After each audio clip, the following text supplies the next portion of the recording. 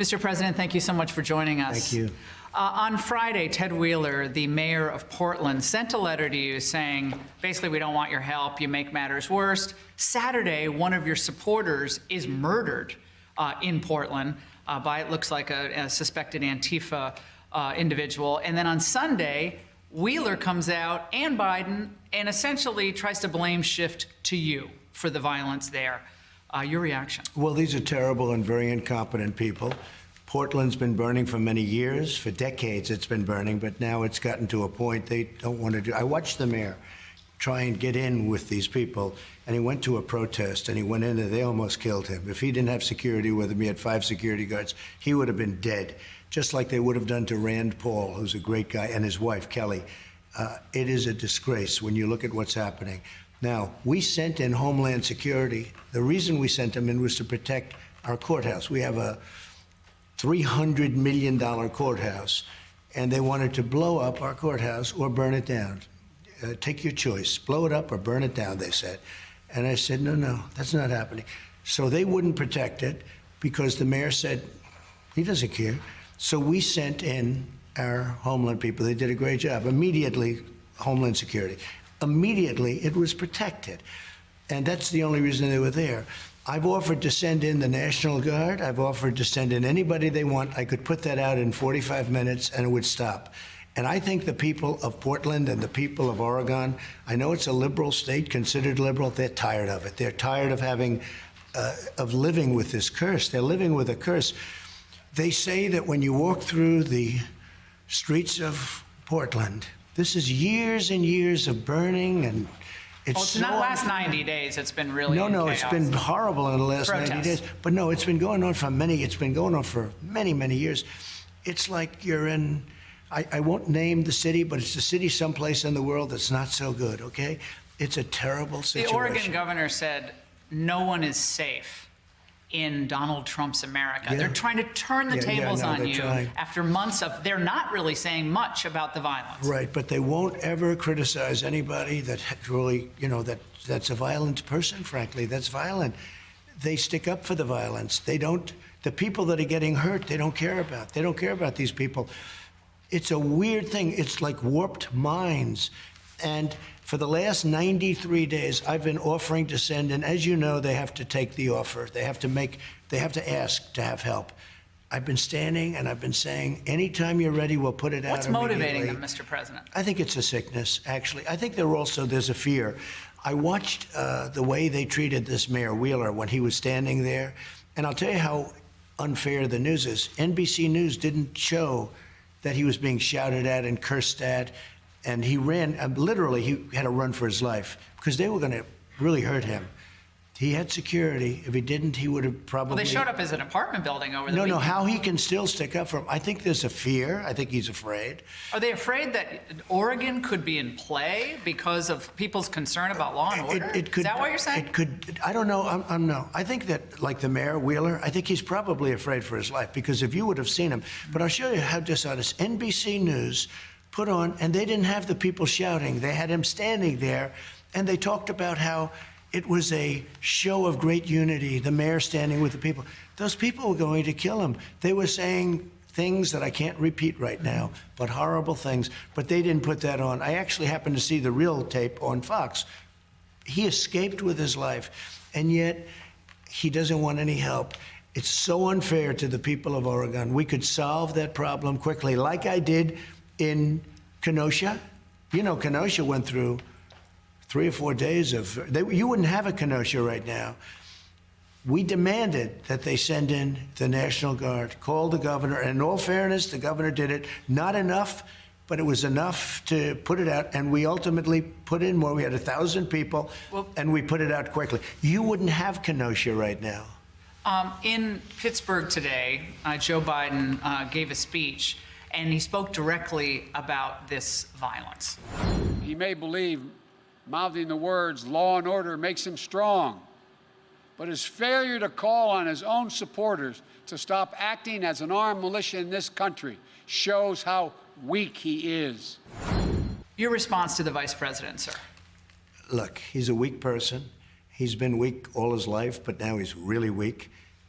He shouldn't be running for president. He should not be there. But do you want your supporters to confront the No, left-wing protesters, no. or do you want to leave it to law No, I don't law want them. enforcement? I want to leave it to law enforcement. But my supporters are wonderful, hardworking, tremendous people. And they turn on their television set and they look at a Portland or they look at a Kenosha before I got involved and stopped it. Or they look at Chicago, where 78 people were shot last weekend and numerous people died. Or they look at New York, where violence is up by 150%. It's up by a number that nobody, and people are leaving. They're looking at all of this, and they can't believe it. They can't believe it, whether But you it's don't my want them- support or not. But you don't want them showing No, up to I try don't. to... Well, it's a peaceful protest. I mean, they were protesting. They weren't. You know, it's amazing. They want to protest, and they get criticized. The other people run through the streets, burn down storefronts, hurt people, beat people, and kill people, kick people in the face. That would have happened to Rand Paul, by the way, and his wife, except that you had 2 and then ultimately 4 very good policemen who took a big beating. They took a big beating. And they really saved Rand Paul. In fact, we're going to bring him into the White House and give him some kind of an accommodation because what they did was very brave, actually. I mean, can you imagine? I'm saying policemen were brave because they're escorting, but they're escorting a U.S. senator and his wife. And as Rand said, he would have been killed if they weren't there. It's Isn't a it true terrible also, thing. Mr. President, that the Democrats have been, in their own way, inciting this violence Oh, sure, they against incite it. individuals for almost as long as you've been in office? Sure. If you see anybody from that cabinet, you get out and you create a crowd. And you push back on them. And you tell them they're not welcome anymore, anywhere. Please get up in the face of some Congress people. There needs to be unrest in the streets. The domestic enemies to our voting system and our honoring our Constitution are right at 1600 Pennsylvania Avenue with their allies in the Congress of the United States. It's not only the Democrats, it's the media, the fake news. The news is so fake. Like I told you with the mayor, where they make him look like it's a great unity thing when actually they were cursing at him and they would have done big numbers on him, but they don't show that. They just show the mayor standing with these very tough thugs, and he was gone, okay? They saved him. But NBC shows it like it's unity with the people. I don't get it. I don't know why they're doing it. And I will say this, at some point, I will not be president. Hopefully that'll be in 5 years from now, but I will not be president. And they're going to die. They're all going to die. Can you imagine if they had a cover, Sleepy Joe Biden? It won't be very much fun. But much more importantly, our country would go to hell. Our stock markets will crash. As sure as you're sitting there, we will have problems like you've never had. But if you take Kenosha and if you take other parts of the country that I don't even talk about, I could show you things that we've done to stop this kind of a thing that's happening in Portland and happening in Chicago and happening in other places. Most red states are cooperating with federal law Almost all. enforcement, and things Almost. are relatively calm in red state America. But Biden said again today in Pittsburgh that essentially you're not going to be safe in Donald Trump's Yeah. America. So if it weren't Donald Trump's America, to just use the expression as I'm president, you would have riots like you've never seen. The Democrats have lost control of the radical left. And if you look at Bernie and I call it the manifesto that was agreed to with Biden and his group, that's further left than Bernie ever was. They won't be able to control these people. These people have lost control of these people, and it's hurting them. Don't forget, Biden wasn't going to come out of his basement until the election. Now he had to because the polls are so good.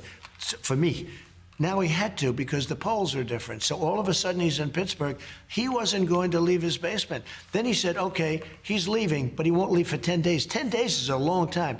So in the meantime, like on Sunday or Saturday, I'm in Texas, I'm in Louisiana.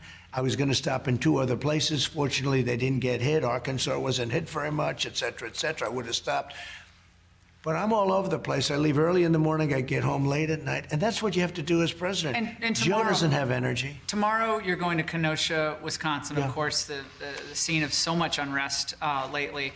And the governor says he doesn't want you to come.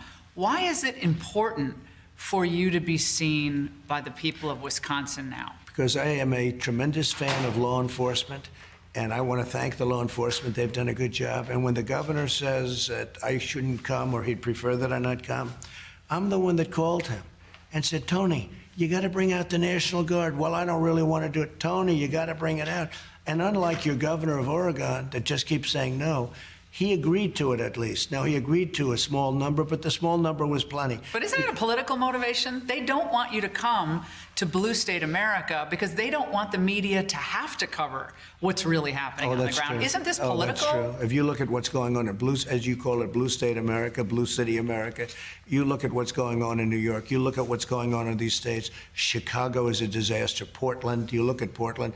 Now, Portland's a little different. That's anarchists, and I actually think in many ways that's easier to handle. I think Portland is very easy to handle because that's a group of anarchists that are paid by the outside. And, you know, we put a lot of people in jail. I don't know if you know this or not. Remember 3-4 months ago, we were having a problem with monuments. They were ripping down statues and monuments all over the Democrats place. didn't say anything about that. No, the did they? Democrats had no control. It actually got out of control even for them. I signed in an executive order, 10 years in jail if you knock down a statue or a monument. You haven't heard one thing about it. You haven't. We wouldn't have. They were going after Thomas Jefferson. They were going after Lincoln, and they were going after the Washington Monument if they could knock that one down. They were going after everything. And I actually don't even think they know. I think they're just thugs. I don't think it may be an ideology, and it may not. It is an ideology for the people that are paying them. And the funny thing is, and the strange thing is, the people that are paying them and all this money, because somebody's doing What it. about the corporations? They travel. Well, wait. The people paying them, those people will be overthrown. Their lives will be taken away. Their lives will be endangered. They're all going to be gone. They're just stupid, foolish people that made a lot of money. But corporations have given an enormous amount of money in the tens of millions or maybe hundreds of millions to Black Lives Matter. Because they're weak. Which is all over a lot of these Sure. protests. That's So be- what does that mean that's about these because- corporations? Why are they paying that money out, Mr. Because President? they're weak people, led by weak people. In many cases, not all corporations. What does that are. mean, they're weak I looked people? at numbers where one company is giving hundreds of millions of dollars. When you say they're weak, what do you mean? Explain Because that. they just do what's the easiest path. That's not the easy path. That's a very dangerous path. Black Lives Matter is a Marxist organization. You remember pigs in a blanket, fry them like bacon. That was the first time I ever heard of Black Lives Matter. I said, that's a terrible name. It's so discriminatory. It's bad for black people. It's bad for everybody.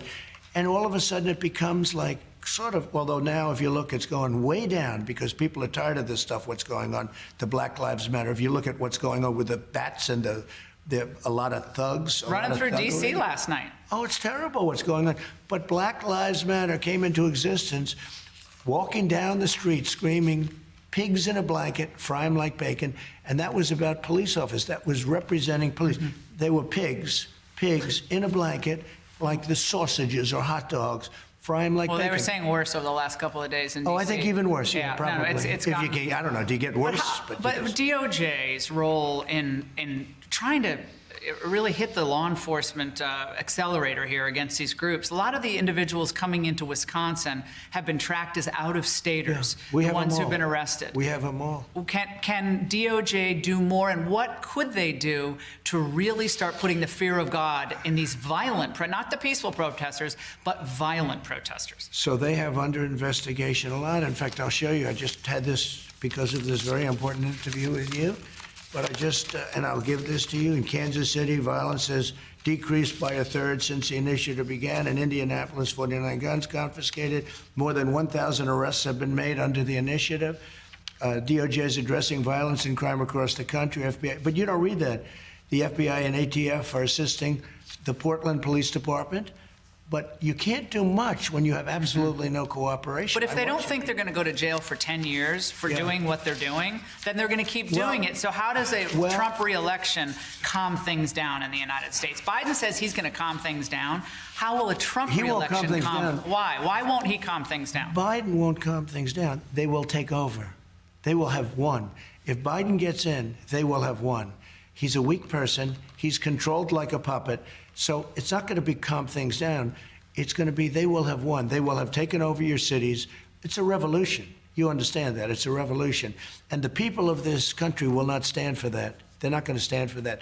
The vast majority of people feel like me. They feel like every time I put Law and Order up on social media, it gets such an incredibly positive response. The people of this country will not stand for it. If you say calm things down, yeah, calm things down because they will have taken over. Take a look at what's going on. And Biden, well, Biden is, I don't even like to mention Biden because he's not controlling anything. Who do you They think is control pulling him. Biden's strings? Is it former Obama People officials? that you've never heard of, people that are in the dark shadows, people that What does that mean? That sounds like conspiracy theory. Dark shadows. No, What is people that? that you haven't heard of. They're people that are on the streets. They're people that are controlling the streets. We had somebody get on a plane from a certain city this weekend, and in the plane, it was almost completely loaded with thugs wearing these dark uniforms, black uniforms with gear and this and that. They're on a plane. Where's this? I'll tell you sometime, but it's under investigation right now. But they came from a certain city, and this person was coming to the Republican National Convention. And there were like 7 people on the plane like this person, and then a lot of people were on the plane to do big damage. They were coming for Planning other for reasons. Washington. Yeah, this is all happening. But the money is coming from somewhere. Money is coming How can it be from tracked? some very stupid rich people that have no idea that if their thing ever succeeded, which it won't, they will be thrown to the wolves like you've never seen before.